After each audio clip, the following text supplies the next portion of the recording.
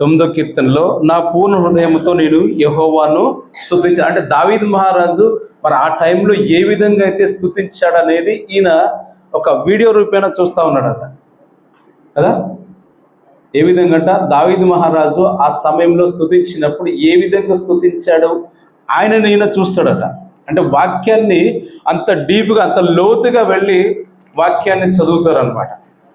వాక్యాన్ని చదివినప్పుడు అంత లోతుగా చదివితే దానిలోని మర్మం అనేది మనకు కూడా అర్థమవుతుంది.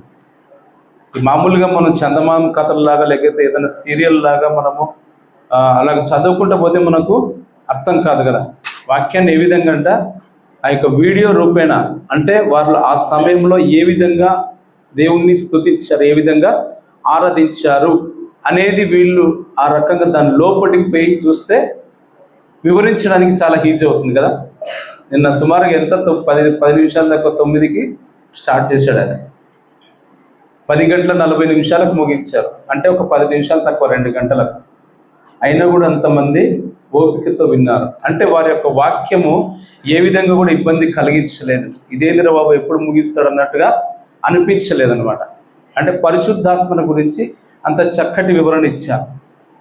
ప్రతిరోజు కూడా 4 దైవజనులు మరి పరిశుద్ధాత్మను గురించి వివరించారు. మరి 4 దైవజనులు కూడా వేరే వేరే వాక్యాలను అంటే కొన్ని చూపించారు అనుకోండి, కానీ ఎక్కువ శాతం మనం చూస్తే వేరు వేరు భాగాలను చూపించారు మనం కదా. ఇక్కడ మనం చూస్తాం నా పూర్ణ హృదయంతో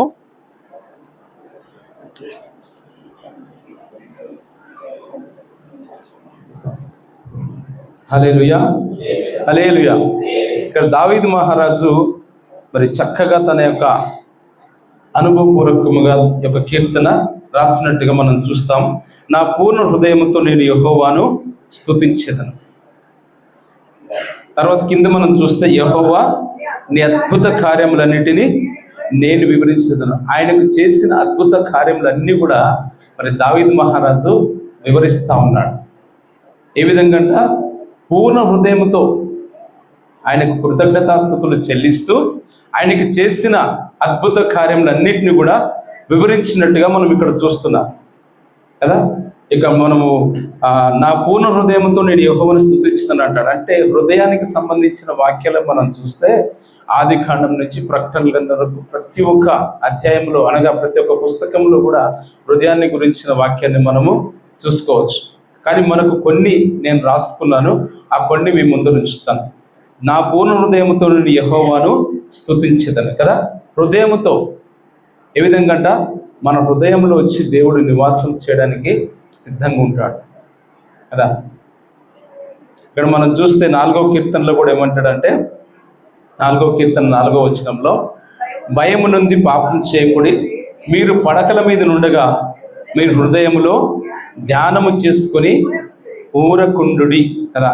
దేవునికి పరిశుద్ధ నామానికి స్తోత్రం హల్లెలూయా. ఏ విధంగా మీరు పడకల మీద నుండగా మీరు హృదయంలో ధ్యానము చేసుకొని ఊరకుండుడి. దేవుని ధ్యానం చేసుకోవాలి కదా. మనం ప్రతి ఒక్కరం కూడా ఏం చేస్తాం, పడుకునే సమయంలో దేవుని ధ్యానం చేసి అనగా దేవునికి ప్రార్థించి మనం ఏం చేస్తాం, మన పడకల మీదకి వెళ్తాం. మన పడకల మీదకి వెళ్ళాలి. ఏ విధంగా దేవుని ధ్యానం చేయాలి, దేవుని ప్రార్థించాలి, దేవునికి మన హృదయంతో ఏ విధంగా మామూలుగా పైన కాదండి, పూర్ణ హృదయంతో. దావీదు అదే చెప్తా ఉన్నాడు ఇక్కడ, నా పూర్ణ హృదయంతో నేను యెహోవాను స్తుతించుదని అంటాడు. మరి 5వ కీర్తనలో కూడా మనం చూసినట్లయితే ఇక్కడ ఏమంటాడు, నేనైతే నీ కృపాతిశయమును బట్టి నీ మందిరంలో ప్రవేశించెదను, నీ ఎడల భయభక్తులు కలిగి నీ పరిశుద్ధాలయం చూచి నమస్కరించదని అంటాడు కదా. మరి దావీదు మహారాజు ఎక్కువ శాతం మనం చూస్తే బైబిల్లో కీర్తన భాగంలో ఆయన ఎక్కువ కీర్తనలు రాసినట్టుగా మనం చూస్తాం. 7వ కీర్తనలో కూడా ఏమంటాడంటే హృదయములను అంతరింద్రియములను పరిశీలించు నీతిగల దేవా అంటాడు. హృదయాన్ని ఏం చేస్తాడంట, దేవుడు పరిశీలిస్తాడు కదా.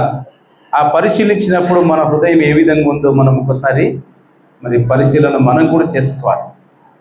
అదే ఏమంటాడు, నా హృదయములను అంతరింద్రియములను పరిశీలించు నీతిగల దేవుడు అట.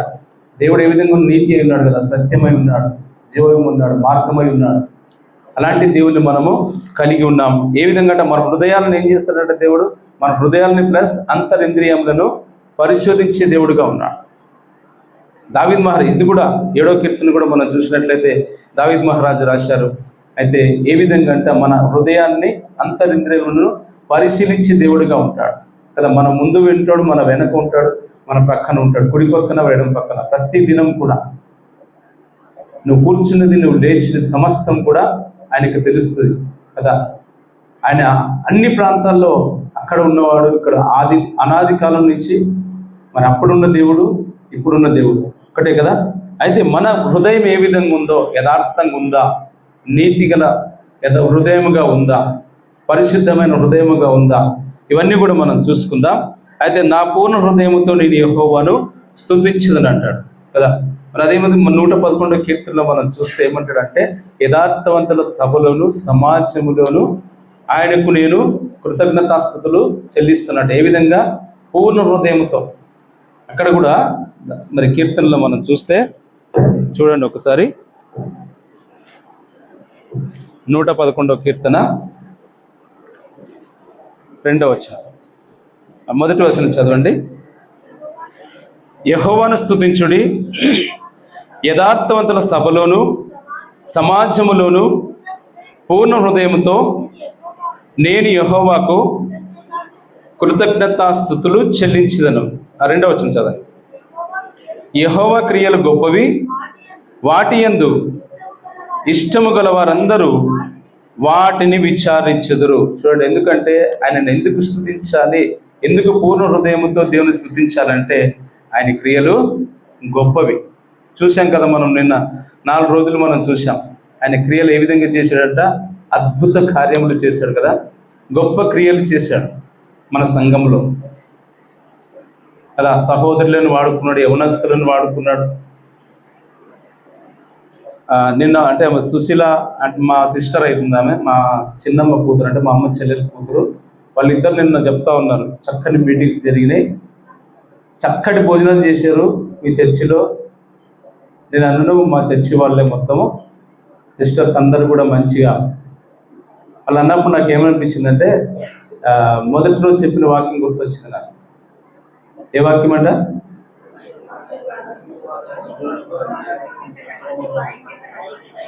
సహోదరులు ఐక్యత కలిగి నివసించుట ఎంత మేలు, అది ఎంత మనోహరం కదా. అయితే దైవజనులు ఏ విధంగా వివరించారు? మొట్టమొదటిగా ఏది ఉండాలంట? కుటుంబంలో ఐక్యత, తర్వాత సంఘంలో ఐక్యత, తర్వాత సమాజంలో మనం జీవించి అంటే మనం చేసే ఉద్యోగం దగ్గర అక్కడ. కానీ ముఖ్యంగా మనకి ఏం కావాలి? ఇంట్లో సంఘంలో ఐక్యత. అన్నలు మా సంఘంలో అందరూ కలిసిమెలిసి ఉంటారు, చాలా చక్కగా సహోదరులందరూ కూడా కూడి చూపించినాడు. ఎవరు చేస్తారు వంటలు అంటే వీళ్ళందరూ నెత్తి మీద పెట్టుకున్నారు కదా, హోటల్స్లో పెట్టుకుంటారు కదా క్యాప్స్, అవి చూపించిన అనమాట. వీళ్ళందరూ కలిసి దిగింది. మంచిదే దిగడం, అలా చూపించుకోవడానికి కూడా మనకు అవకాశం ఉంటుంది కదా. ఈ పలానా సిస్టర్, పలానా వాళ్ళు నేను చెప్పాను అనమాట. వీళ్ళందరూ కలిసి వంట చేస్తారు, చాలా చక్కగా చేస్తున్నారు. వాళ్ళందరూ మంచి రుచికరంగా చేస్తున్నారు, చాలా బాగా చేస్తున్నారు. అంటే అదంతా కూడా దేవునికి మహిమ వెళ్తుంది కదా. మన ద్వారా మనం ఏవి ఐక్యతతో ఉంటే మన ద్వారా ఏం వెళ్తుందంట? దేవునికి మహిమ వెళ్తుంది కదా. మనకు అవసరం లేదు మహిమ కదా, మనకు ఘనత అవసరం లేదు, అవన్నీ కూడా దేవునికే చెందుతాయి. మనల్ని ఎవరైతే మరి మెచ్చుకుంటారో, ఎవరైతే పొగుడుతారో, అదంతా కూడా ఎవరికి వెళ్తుంది? దేవునికి వెళ్తుంది కదా, మనకు కాదు. మనం నిమిత్త మాత్రంలో మనం చేసేది మనం చేయాలి. ఏ విధంగా? నా పూర్ణ హృదయముతో నేను యెహోవాకు కృతజ్ఞతాస్తుతులు చెల్లించదను, ఆయన చేసిన అద్భుత కార్యములన్నింటినీ నేను వివరించదని అంటాడు కదా. ఆ విధంగా మనం ఏం చేయాలి? మనవంత ప్రయత్నము మనం చేయాలి. ఇక్కడ మనం చూస్తాం కదా 111 కీర్తనలో, యెహోవాను స్తుతించుడి, యథార్థవంతుల సభలోను సమాజములోను పూర్ణ హృదయముతో నేను యెహోవాకు కృతజ్ఞతాస్తుతులు చెల్లించదను. పూర్ణ హృదయం కదా. మనకి ఏ విధంగా ఉండాలంటే మన హృదయము సంపూర్ణముగా దేవుని హృదయంలో, దేవుని యొక్క సన్నిధానంలో మనం ఆయనకి కృతజ్ఞతాస్తుతులు చెల్లించే వరంగా ఉండాలి. మన యొక్క ఆలోచనలు ఒక దగ్గర పెట్టుకొని దేవుని మందిరంలో కూర్చొని ఆయనకు మనము స్తుతులు చెల్లిస్తే అది సరైనది కాదు. సంపూర్ణముగా పూర్ణ హృదయంతో దేవునికి కృతజ్ఞతాస్తుతులు మనం చెల్లించాలి. తర్వాత మనం చూస్తే 19వ కీర్తనలో 8వ వచనంలో అక్కడ మనం చూసినట్లయితే,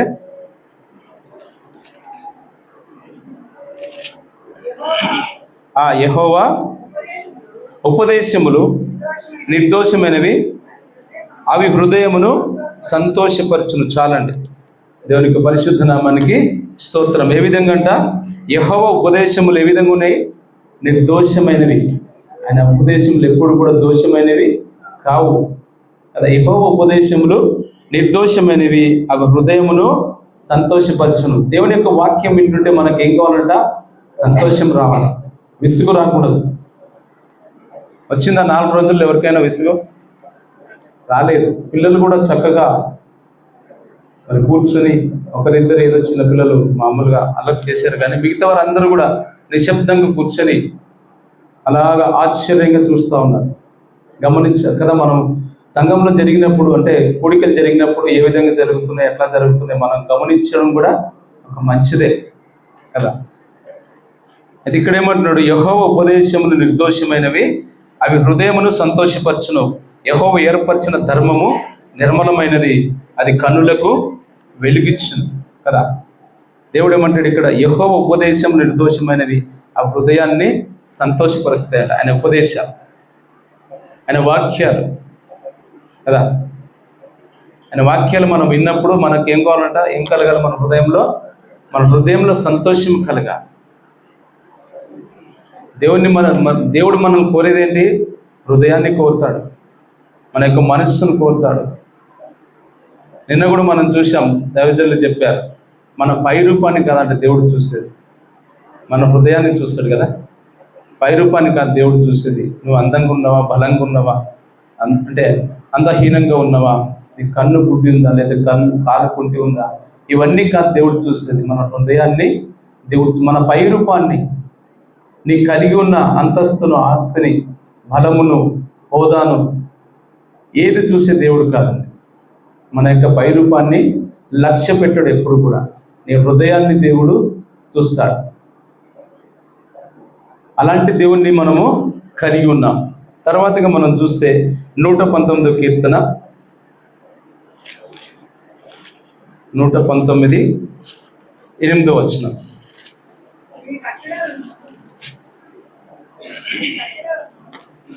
ఈసారి క్షమించాలి, 7వ వచనం చదువుకుందాం. 7వ వచనం 11వ వచనం. నీతి గల నీ న్యాయ విధులను నేను నేర్చుకున్నప్పుడు యథార్థ హృదయముతో నీకు కృతజ్ఞతాస్తుతులు చెల్లించేదను. చాలండి. దేవునికి పరిశుద్ధ నామానికి స్తోత్రం. హల్లెలూయా, హల్లెలూయా, హల్లెలూయా చెప్పొద్దన్నారు కదా కదా.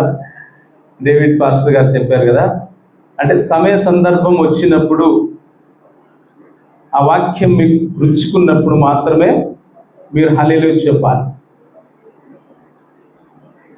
ఆ సమయం మీకు, అనగా వాక్యం ఏ విధంగా మీరు హృదయంలో గుచ్చుకుందో అప్పుడు మాత్రమే మీరు చప్పట్లు కొట్టాలి. చప్పట్లు కొట్టాలని నేను చెప్పను, హల్లెలూయా చెప్పాలని నేను చెప్పనని కరాఖండికి చెప్పారు కదా. మనము ఆ సమయ సందర్భాన్ని బట్టి ఆ వాక్యము నీ హృదయంలో గుచ్చుకుంటే అప్పుడు హల్లెలూయా చెప్పాలని మరి అయ్యగారు చెప్పారు కదా. ఇక్కడ మనం చూస్తే నీతి గల నీ న్యాయ విధులను నేను నేర్చుకున్నప్పుడు యథార్థ హృదయముతో నీకు కృతజ్ఞతాస్తుతులు చెల్లిస్తారంట. ఏ విధంగా అంట?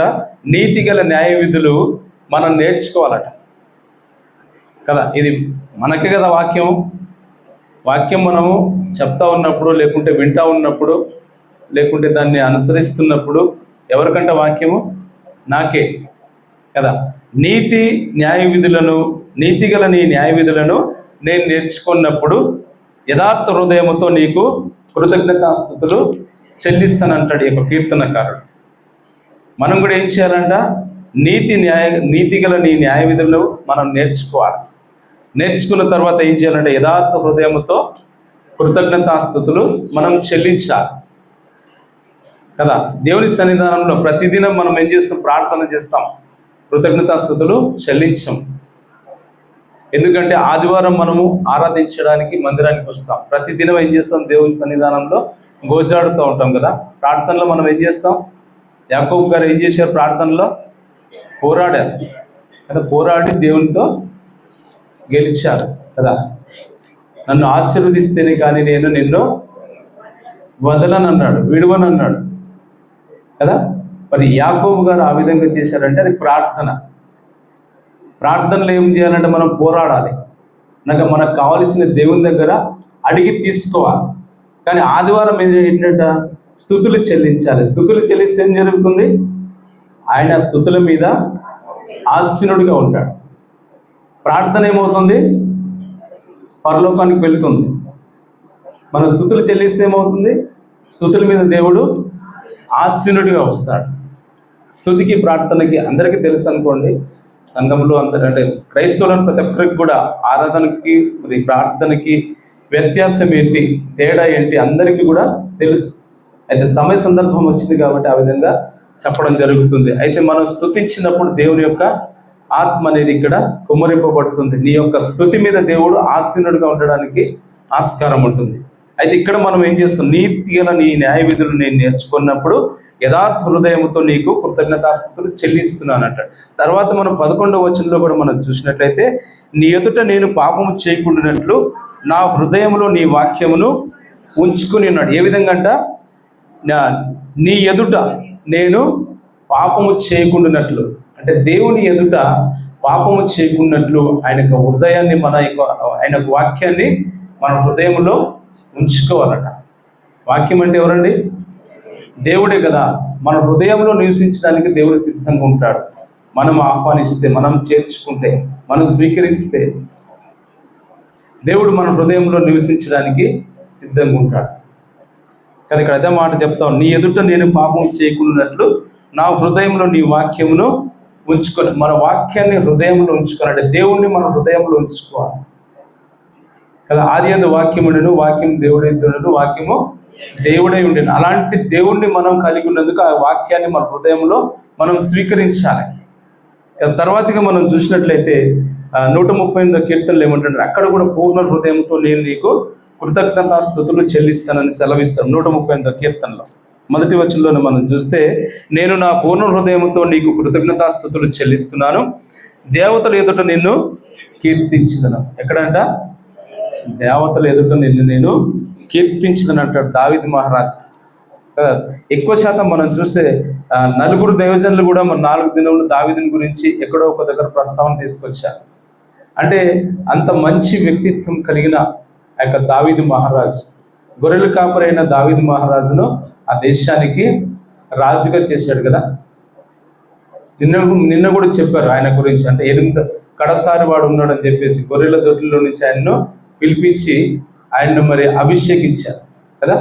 అభిషేకం, ఆయన మీద అభిషేకాన్ని, మన యొక్క సమూయేలు గారు అభిషేకాన్ని ఆయన మీద కుమ్మరించినట్టుగా మనం చూస్తాం. ఎందుకు ఆ సందర్భం వచ్చిందంటే నూనెని గురించి వచ్చిన నూనె అనగా పరిశుద్ధాత్మకు సాదృశ్యం. ఆ యొక్క నూనెను తన యొక్క తల మీద పోసి అభిషేకించినట్టుగా దావీదు మహారాజును మనం చూస్తాం. ఇక్కడ మనం చూస్తే ఏమంటాడంటే, నేను నా పూర్ణ హృదయంతో నీకు కృతజ్ఞతాస్తుతులు చెల్లిస్తున్నాను, దేవతల ఎదుట నిన్ను కీర్తించిందని కదా. దేవతల ఎదుట నిన్ను కీర్తించిందని అంటున్నాడు ఆయన పరిశుద్ధాలయంలో కదా. ఏ విధంగా? నా పూర్ణ హృదయంతో నేను నీకు కృతజ్ఞతాస్తుతులు చెల్లించడానికి ఆయన సిద్ధంగా. ఇప్పుడు కూడా దావీదు మహారాజు ఎక్కువ మనం చూస్తే, నా హృదయముతో, నా పూర్ణ హృదయముతో నిన్ను కృతజ్ఞతాస్తుతులు చెల్లిస్తాను అన్నట్టుగా ఎక్కువ శాతం మనం వాక్యంలో చూసుకోవచ్చు. స్తుతులు ఎక్కువ స్తుతులు చెల్లించినట్టుగా నేను కీర్తించదని అంటాడు. లేదా నా జీవిత కాలం అంతా కూడా నిన్ను స్తుతించదని అంటాడు. ఈ రకంగా మనం చూస్తే ఎక్కువ శాతము మరి ఆయన ఎక్కువ స్తుతించినట్టుగా మనం చూస్తాం. ప్రార్థన చూస్తే 3 సార్లు చేస్తాడు. మరి ఆరాధన చూస్తే స్తుతులు చూస్తే మనము 7 మార్లు స్తుతించినట్టుగా మనం ఎక్కువ ఆయన స్తుతికి ప్రాధాన్యత ఇచ్చినట్టుగా మనం వాక్యంలో చూడవచ్చు. మనం కూడా దేవునికి ఎక్కువ శాతము మరి స్తుతించడానికే మరి ఇస్తే చాలా మంచిది. తర్వాతగా మనం చూస్తే 84వ కీర్తనలో 2వ వచనంలో మనం చూసినట్లయితే, అక్కడ జీవము గల దేవుని దర్శించుటకు నా హృదయమును నా శరీరమును ఆనందముతో కేకలు వేస్తున్నదని ఇక్కడ మరి కోరా కుమారులు వారి ద్వారా వ్యక్తపరుస్తారనమాట. చూడండి ఒకసారి పైనుంచి చదవండి, పర్లేదు. 2వ వచనము, యెహోవా మందిరావరణంలో చూడవలనని నా ప్రాణము ఎంతో ఆశపడుచున్నది, అది సొమసిల్లుచున్నది. జీవము గల దేవుని దర్శించుటకు నా హృదయమును నా శరీరమును ఆనందముతో కేకలు వేయుచున్నది. చాలండి. దేవునికి పరిశుద్ధ నామానికి స్తోత్రం. హల్లెలూయా, హల్లెలూయా. ఇక్కడ మనం చూస్తాం, కోరాకోమలు రాసిన యొక్క కీర్తన వారికి ఏ విధమైన ఆతృత ఉందట, దేవుని సన్నిధానంలో కనపడాలని వారికి ఎంతో ఆశ కదా. యెహోవా మందిరావరణంలో చూడవల్లని నా ప్రాణం ఎంతో ఆశపడుచున్నది.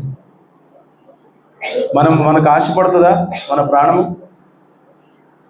మనం ఎవరం కూడా సమయానికి మందిరంలోకి రాము. దేవుని మందిరం చూడాలని వారు ఏ విధంగా ఆశపడుతూ వస్తున్నారు.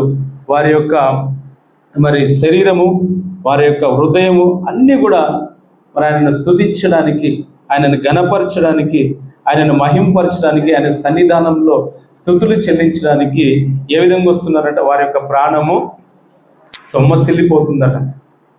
అంటే ఎప్పుడు సొమ్మసిల్లిపోతుంది ప్రాణం? చెప్పాలి కదా. ఫాస్ట్గా నడిచినప్పుడు, లేదంటే పరిగెత్తినప్పుడు కదా. అందరికీ తెలిసిన విషయమే. మనం ఫాస్ట్గా ఎక్కువ స్పీడ్గా నడుచుకుంటూ వస్తున్నప్పుడు, పరిగెత్తినప్పుడు ఏమవుతుంది? ప్రాణము సొమ్మసిల్లిపోతుంది. అంటే నేను అనుకుంటున్నా వారు పరిగెత్తి వచ్చిండొచ్చు దేవుని సన్నిధానం చూడాలని. వారి పరిగెత్తి వస్తేనే తప్ప వారి ప్రాణము సమస్యలేదు. అంటే అలాంటి అవగాహన మనకు కూడా ఉండాలి అని ఒక వాక్య భావం అన్నమాట. దేవుని సన్నిధానంలో నేను ఎప్పుడెప్పుడు కనపడాలని వారి ఆశతో వారి ప్రాణం అనేది సొమ్మసిల్లుతుందట. సమస్యలను ఎప్పుడు జరుగుతుంది? పరిగెత్తినప్పుడే, స్పీడ్గా నడిచినప్పుడు కూడా కాదు, పరిగెత్తినప్పుడే ఆ యొక్క ప్రాణం అనేది సమస్యలిపోతుంది. జీవము గల దేవుని దర్శించుటకు నా హృదయమును నా శరీరమును ఆనందముతో కేకలు వేస్తుంది. అంటే దేవుణ్ణి ఎప్పుడెప్పుడు నేను దర్శించాలి. ఆ దర్శించినప్పుడు వారు ఏం చేస్తున్నారంట? వారి యొక్క శరీరము, వారి యొక్క హృదయం రెండు కూడా మరి ఆనందముతో కేకలు వేయుచున్నదని ఇక్కడ వాక్యంలో మనం చూస్తూ ఉన్నాం. అయితే మనం కూడా ఆ విధంగా దేవుని సన్నిధానంలో మనం పరిగెత్తడం తర్వాత మాట పరిగెత్తం, కానీ వచ్చేది సమయానికి వచ్చి అనగా స్పీడ్గా వచ్చే సమయానికి వస్తే అదే చాలు. తర్వాతగా మనం చూసినట్లయితే మత్తయి సువార్త 5వ అధ్యాయము 8వ వచనం అందరికీ తెలిసిన వాక్యమే. హృదయ శుద్ధి కలవారు ధన్యులు, వారు దేవుని చూచెదరు. హృదయాన్ని ఏ విధంగా ఉంచుకోవాలట మనము? శుద్ధి అనగా శుభ్రముగా కదా. మన హృదయం ఏ విధంగా ఉండాలంటే దేవునికి మనం అర్పించే అర్పణ ఎట్లా ఉండాలి? శుద్ధ హృదయం కలిగి ఉండాలి. శుద్ధ హృదయం లేకపోతే దేవుడు అంగీకరించడు, దేవుడు స్వీకరించడు కదా. హృదయ శుద్ధి కలవారు ధన్యులు, వారు దేవుని చూచారు. నీ హృదయం శుద్ధిగా ఉంటే మనం ఏం చేస్తామంట? దేవుణ్ణి చూడగలం. అలాంటి నిరీక్షణ మనకు ఉండాలి. హృదయాన్ని నువ్వు ఎప్పుడైతే శుద్ధిపరుచుకుంటావో, ఎప్పుడైతే అంటే శుభ్రంగా ఉంచుకుంటావో, అప్పుడు దేవుణ్ణి చూడడానికి మనకు అవకాశం ఉంటుంది. మరి యొక్క మనసు ఒక పక్కన, మన ఆలోచనలు ఒక పక్కన, మన పరిస్థితులు ఒక పక్కన, మన ఇబ్బందులు ఒక పక్కన, మన ఇరుకులు ఒక పక్కన, ఇవన్నీ ప్రతి మనిషికి ఉంటాయి. అవన్నీ పెట్టుకొని మనము ఏ విధంగా ఉండగలం? ఏ విధంగా దేవుణ్ణి చూడగలం? చూస్తామా? చూడలేం. అయితే మన హృదయాన్ని శుభ్రంగా శుద్ధిగా ఉంచుకుంటే దేవుణ్ణి చూడడానికి అవకాశం ఉంటుంది. నిన్న ఆ విషయం కూడా చెప్పారు దైవజనులు. ప్రతి ఒక్కరు టెన్షన్తో ఉంటున్నారట. అంటే ఆలోచనలు, టెన్షన్లు అంటే ఏంటి? ఆలోచనలు. ఆలోచనల ద్వారా ఏమొస్తుంది? బీపీ వస్తుంది కదా, ముందు వచ్చేది అదే. నీకు ఆలోచన టెన్షన్ పెరిగిపోతే వస్తే ఏమొస్తుంది? బీపీ. తర్వాత ఇంకోటి ఏమొస్తుంది? అవి రెండు జోడి అనమాట, షుగర్ కదా. అవి రెండు జోడి. బీపీ వచ్చిన ఆటోమేటిక్గా షుగర్ వస్తుంది. కొంతమందికి షుగర్ వస్తే బీపీ రాదు, బీపీ వస్తే షుగర్ రాదు. కొంతమందికి, ఎక్కువ శాతం మనం చూసుకుంటే 90-95% మనం చూస్తే బీపీ వస్తే ఆటోమేటిక్గా ఆ దోస్త్ అనేవాడు వచ్చేస్తాడు కదా, ఫ్రెండ్. షుగర్ బీపీకి ఇద్దరికి మంచి ఫ్రెండ్షిప్ అనమాట. అయితే దేవుని దయతో ఇప్పుడు దాకా నాకైతే లేదు. ఇక్కడ బీపీ షుగర్ ఎవరెవరికి ఉందనంటే చాలా చేతులు పైకి వస్తాయి, అవన్నీ మనకు వద్దు. కానీ అయితే ఇక్కడ మనం హృదయ శుద్ధి గలవారు ధన్యులు, వారు దేవుని చూసేదారు. దేవుని చూడాలంటే మనం ఏం చేయాలి? మన హృదయాన్ని శుద్ధి చేయాలి, శుభ్రంగా ఉంచుకోవాలి. ఈ దినమున దేవుడు మాట్లాడుతుంటే మన హృదయము, దేవుడు మాట్లాడుతున్నాడు అంటే మన హృదయం ఏ విధంగా ఉందంటే శుద్ధిగా లేదు. మనం శుద్ధి చేసుకోవాలి, శుభ్రం చేసుకోవాలి. దేవుని మనము ఆహ్వానించాలి.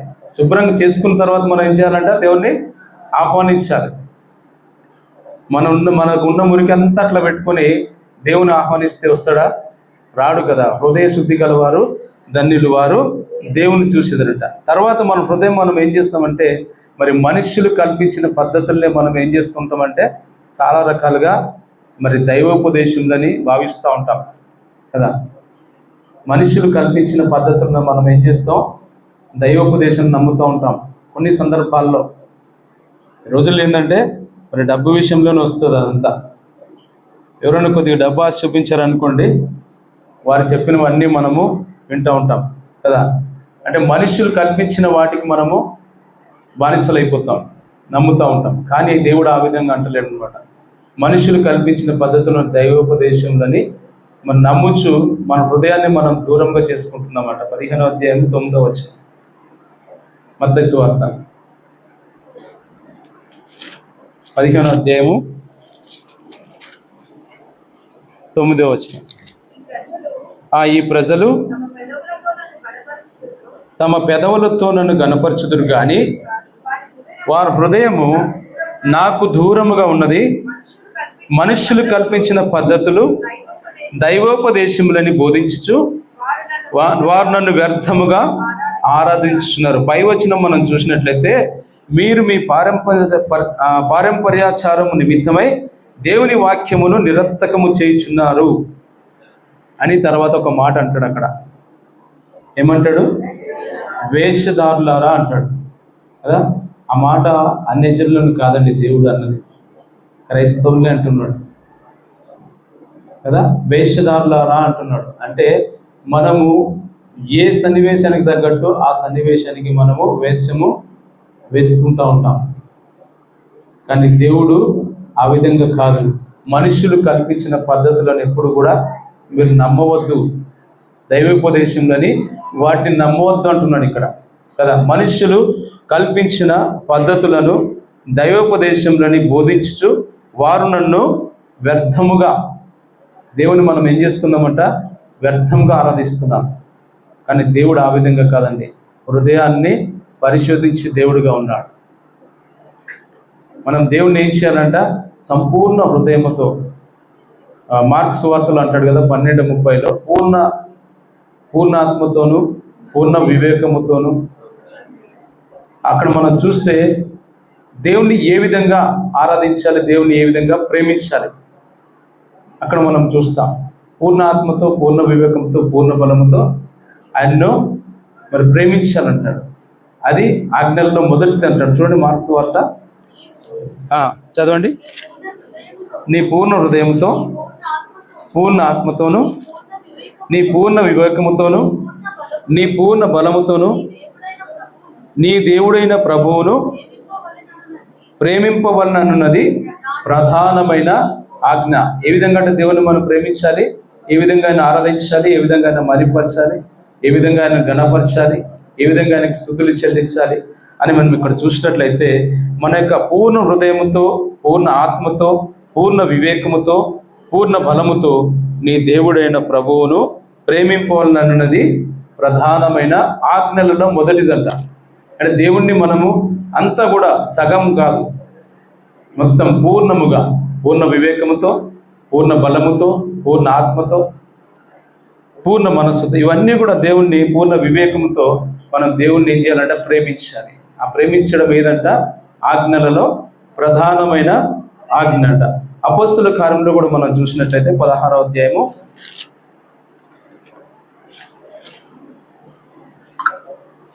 16-14 మనం చూస్తే అక్కడ ఒక స్త్రీ మనకు కనిపిస్తుంది. అప్పుడు లూదియాను దైవభక్తి గల ఒక స్త్రీ వినుచుండెను.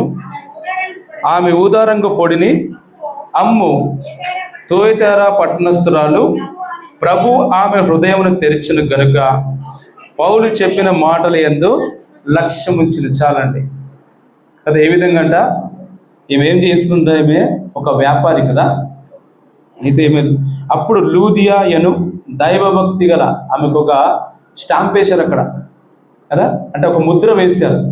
ఏ విధంగా అంట, ఆమె ఏ విధంగా ఉంది, దైవభక్తి కలిగిన స్త్రీగా ఉంది కదా. ఒక దైవభక్తి కలిగిన స్త్రీ అంటే ఎవరికైనా ఒక ముద్ర అనేది కావాలి కదా.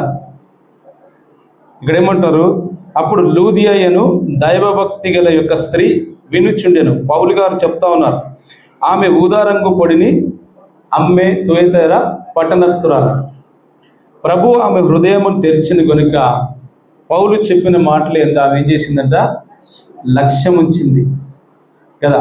ఎప్పుడంట, ఆమె హృదయాన్ని ప్రభువు అనగా దేవుడు తెరిచినప్పుడు ఆమె ఏం చేసింది, ఆ యొక్క మాటల పట్ల లేదంటే ఆ యొక్క వాక్యం పట్ల ఆమె ఏం చేసింది, లక్ష్యాన్ని ఉంచింది. మనం కూడా ఏం చేయాలి, వాక్యాన్ని విన్నప్పుడు దాని మీద మనము లక్ష్యాన్ని ఉంచాలి. మరి సమయం చాలా అవుతుంది. అయితే ఇంకా నేను రాసుకున్నది సగం కూడా కాలేదు. అయితే మరి అపొస్తలుల కార్యంలో 2వ అధ్యాయంలో కూడా మనం చూస్తే, మనం ఇక్కడ నిలబడి చెప్పిన వాక్యం ఏం కావాలంట, హృదయములో నొచ్చుకోవాలి కదా, వృచ్చబడాలి. 2వ అధ్యాయము 37వ వచనంలో మనం చూస్తే, అక్కడ ఆ యొక్క మాటలు విని హృదయంలో నొచ్చుకొని, వారి ఈ మాట విని హృదయంలో నొచ్చుకొని, సహోదరులారా మేమేమి చేతుమని పేతురును కడమ అపోస్తులను అడగగా, పేతురు, మీరు మారు మనస్సు పొంది పాప క్షమాపణ నిమిత్తము ప్రతివాడు యేసుక్రీస్తు నామమున బాప్తిసము పొందుడి, అప్పుడు మీరు పరిశుద్ధాత్మను వరము పొందుదురు. చాలండి. దేవునికి పరిశుద్ధ నామానికి స్తోత్రం. హల్లెలూయా, హల్లెలూయా. ఏ విధంగా అంట, వారు ఈ మాట విని హృదయములో నొచ్చుకున్నారు. అంటే ఫుట్నోట్లు ఏముంది అక్కడ, పొడవబడ్డ. అంటే వాక్యము వింటే, వాక్యం మన హృదయాన్ని తాకితే ఏ విధంగా ఉంటుందంట, వాక్యము పొడవబడాలి కదా. వాక్యం అనేది ఎక్కడంట, మన హృదయంలో పొడవబడితే వారు ఏం చేశారంటే, అక్కడ మారు మనస్సు పొందారు కదా. మారు మనస్సు పొంది ఆ దినమును ఇంచుమించు 3000 మంది బాప్తిసం పొందారు. వారి యొక్క మాటలు అనగా దేవుని యొక్క మాటలు విన్నారు, వారు హృదయంలో నొచ్చుకున్నారు, వారి హృదయంలో పొడవబడింది. అప్పుడు వారందరూ కూడా ఏమయ్యారంటే మారు మనస్సు పొందారు. వాక్యం విన్నప్పుడు మనకి ఏం కావాలంట, మన హృదయంలో పొడవబడాలి, మన హృదయాన్ని గుచ్చుకోవాలి. ఆ గుచ్చుకున్నప్పుడే మనము వాక్యం విన్నట్టు. అప్పుడు ఏమవుతుందంటే మన హృదయంలో మార్పు అనేది వస్తుంది, మార్పు చెందుతాం కదా. అప్పుడే దేవుడు మనలోనికి రావడానికి అవకాశం ఉంటుంది. పరిశుద్ధాత్మ అనే యొక్క దేవుడు మనలోకి వస్తాడు. మనం చూసాం కదా, దైవజనులు చెప్పారు, నువ్వు ఏం చేసినా పరిశుద్ధాత్మ అనే యొక్క వరము లేకపోతే ఏమి చేయలేమంట. మనం ఈ సంవత్సరం మనము 4 దినాలు కూడా 4 రోజులు కూడా ఏం విన్నాం, దేని గురించి, పరిశుద్ధాత్మని గురించి. ఆ యొక్క పరిశుద్ధాత్మ మనలో లేకపోతే నువ్వు ఏ పని చేసినా కూడా అది సఫలం కాదంట, అంటే విజయము పొందలేము. పరిశుద్ధాత్మ అనేది మనలో, పరిశుద్ధాత్మ దేవుడు మన మీదకి వస్తేనే, అంటే మనలో ఉంటేనే మనము ఏదైనా చేసినా కూడా అది విజయవంతం అవుతుంది, సక్సెస్ అవుతుంది. పరిశుద్ధాత్ముడు లేకపోతే మనం ఏం చేసినా కూడా అంతా కూడా వ్యర్థంగానే ఉంటుంది కదా. ఇక్కడ మనం చూస్తే వారు ఈ మాట విని హృదయంలో నొచ్చుకొని, సహోదరులారా మేమేమి చేతుమని పేతురును కడమ అపోస్తలులను అడుగుతున్నారట. అంటే వారికి ఆ వాక్యం అనేది అర్థమైంది, వారి హృదయంలో వృచ్చబడింది, వారి యొక్క హృదయంలో పొడవబడింది. కాబట్టి వారు తిరిగి అడుగుతూ ఉన్నారు, మేమేమి చేయాలి అంటే. వారేమన్నారు, బాప్తిసం పొందాలి కదా, మారు మనస్సు పొందాలి, తర్వాత పాప క్షమాపణ, బాప్తిసం కదా, దేవుణ్ణి స్వీకరించాలి, దేవుణ్ణి ధరించాలి. ఆ తర్వాత వారు బాప్తిసం తీసుకొని దేవునిలో ముందుకు నడవాలి కదా. ఆ విధంగా ప్రతి వాక్యం కూడా మనం చూసినట్లయితే వారి హృదయాన్ని, అంటే దేవుడు ఏం చేస్తాడంట, హృదయాన్ని చూసే దేవుడు, హృదయాంతరంగా రహస్యాలను దేవుడు ఎరిగే దేవుడు. మన హృదయంలో ఇక్కడ కూర్చుని ప్రతి ఒక్కరం కూడా మన హృదయంలో ఏముందో దేవునికి తెలుసు. నాకు తెలియదు, నీకు తెలియదు, కానీ దేవునికి ఖచ్చితంగా నీ హృదయంలో నువ్వు ఏం ఆలోచన చేస్తున్నావో దేవునికి ప్రతి ఒక్కటి కూడా తెలుస్తాం. తర్వాత మనం చూసుకున్నట్లయితే 103వ కీర్తన 5వ వచనంలో మనం అక్కడ చూస్తే మన హృదయాన్ని దేవుడు మేలుతో తృప్తిపరుస్తాడట. ఆ పక్షిరాజు యవనం వలె నీ యవనము క్రొత్తదగుచుండునట్లు మేలుతో నీ హృదయమును తృప్తిపరచున్నాడు. చాలండి. దేవునికి పరిశుద్ధ నామానికి స్తోత్రం. హల్లెలూయా, హల్లెలూయా. ఏ విధంగా చేస్తున్నాడో మన హృదయాన్ని మేలుతో, ముందుకేమంటాడు, పక్షిరాజు యవనం వలె నీ యవనము క్రొత్తదగుచుండునట్లు మేలుతో నీ హృదయాన్ని తృప్తిపరుస్తాడు కదా. పక్షిరాజుకి ఏ విధంగా అయితే ఆ యొక్క యవ్వనం అంటే పైకి ఎగరడానికి దేవుడు ఆ యొక్క పక్షికి ఎంత శక్తిని ఇస్తాడంటే అంత శక్తి ఇస్తాడు కదా. పక్షిరాజు యవ్వనం వల్లే నీ యవ్వనాన్ని చేయడానికి దేవుడు సిద్ధంగా ఉన్నాడు కదా. మేలుతో నీ హృదయాన్ని తృప్తిపరుస్తాడు కదా. మన హృదయం ఏ విధంగా తెలుస్తాడంటే దేవుడు మేలుతో. ఇక్కడ ఎవరైనా మేలు పొందని వారు ఉన్నారా? చేతులు ఎత్తండి. అందరం కూడా మేలు పొందాం కదా. ప్రతి ఒక్కరి జీవితంలో మనం చూస్తే ప్రతి ఒక్కరం కూడా దేవుని యొక్క మేలు పొందుకొని ఉన్నాం. పక్షిరాజు యవనం వలె నీ యవనము అంటే మన యవనాన్ని ఏం చేస్తాడంటే, అంటే మనకు ఏజ్ అయిపోయింది అనుకోండి, కానీ దేవుడు ఆ పక్షిరాజుకి ఏ విధంగా యవనాన్ని ఇస్తున్నాడో అదే విధంగా నీకు నాకు ఇవ్వడానికి సిద్ధంగా ఉన్నాడు. నీ హృదయం నా హృదయము మేలుతో తృప్తిపరచడానికి దేవుడు సిద్ధంగా ఉన్నాడు కదా. ఆ విధంగా మనము దేవుని సన్నిధానంలో ఆరాధనలకు వెళ్దాం. ఇంకా చాలా ఉన్నాయి.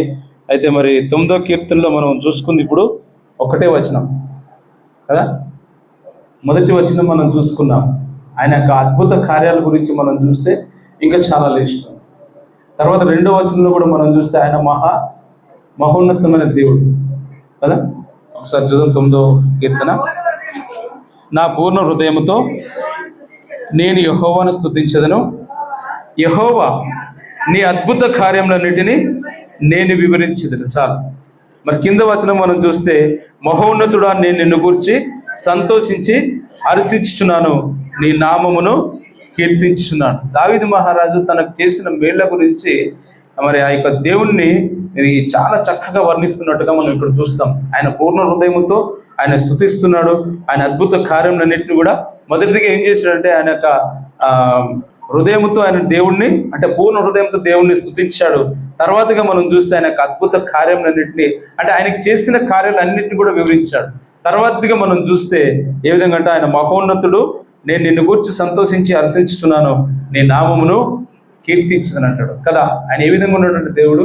మహా ఉన్నతమైన స్థానంలో ఉన్నట్టు దేవుడు.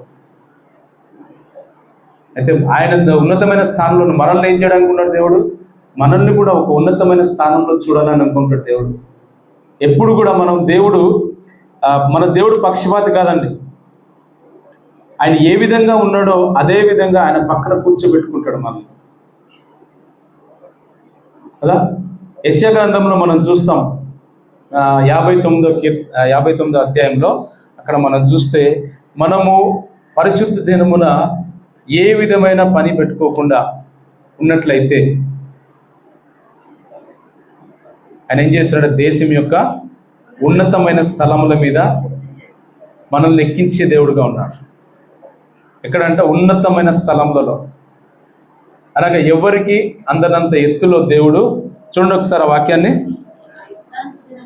నా విశ్రాంతి దినమున వ్యాపారం చేయకుండా నాకు ప్రతిష్ఠితమైన దినమని నీ ఊరకుండిన ఎడ్ల విశ్రాంతి దినము మనోహరమైనదనియు యెహోవాకు ప్రతిష్ఠిత దినమనియు ఘనమైనదనియు అనుకుని గాని ధనముగా ఆచరించిన ఎడ్ల నీకిష్టమైన పనులు చేయకయు వ్యాపారము చేయకయు లోకవార్తలు చెప్పుకొనకయు ఉండిన ఎడల నీవు యెహోవా యందు ఆనందించదవు.